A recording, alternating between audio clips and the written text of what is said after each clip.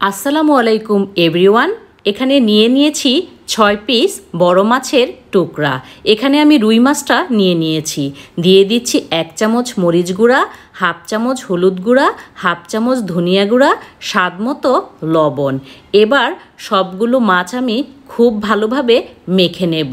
তো এখানে আমার মাছটা খুব ভালোভাবে মেখে নেওয়া হয়ে গিয়েছে। এবার চুলায় একটা প্যান বসিয়ে এর মধ্যে দিয়ে দিচ্ছি 3 টেবিল চামচ তেল। দিয়ে দিচ্ছি এক এক করে সবগুলো মাছের পিস। এবার মাছগুলো উল্টে পাল্টে খুব সুন্দর করে ভেজে নেব। যারা মাছ খেতে খুব একটা বেশি পছন্দ করেন না, তারা আজকের এই রেসিপিটি অবশ্যই একবার ট্রাই করে দেখতে পারেন। আশা করি অনেক বেশি ভালো লাগবে। তো মাছের একটা সাইড হয়ে গিয়েছে, এবার মাছগুলো উল্টে দিচ্ছি।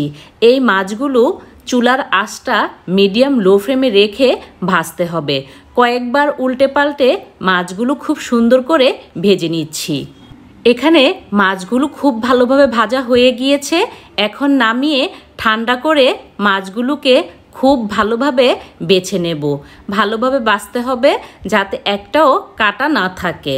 তো সবগুলো মাছের কাটা ছাড়িয়ে নিয়েছি খুব ভালোভাবে।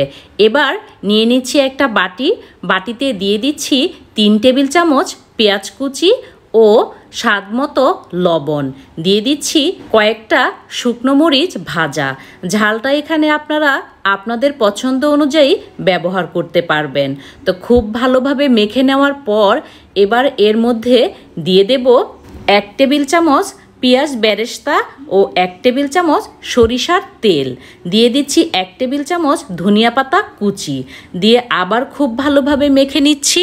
যখন একদম মুখে রুচি থাকবে না বা কোনো কিছু দিয়েই ভাত খেতে ভালো লাগবে না, তখন আপনারা এই রকম মাছের ভর্তা বানিয়ে নিতে পারেন। এবার আমি দিয়ে দিচ্ছি বেছে রাখা মাছ, দিয়ে খুব ভালোভাবে মেখে নিচ্ছি। তো আজকের এই রেসিপিটি কে কোথা থেকে দেখছেন অবশ্যই কমেন্ট করে জানাবেন।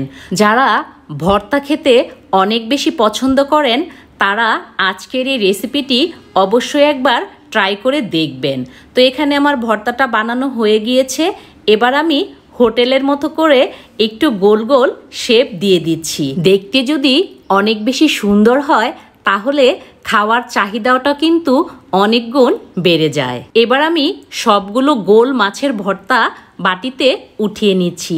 দেখতেই পাচ্ছেন কতটা লোভনীয় হয়েছে। তো আশা করছি আজকের এই রেসিপিটি আপনাদের ভালো লেগেছে। ভালো লাগলে লাইক, কমেন্ট ও শেয়ার করতে ভুলবেন না। আল্লাহ হাফেজ।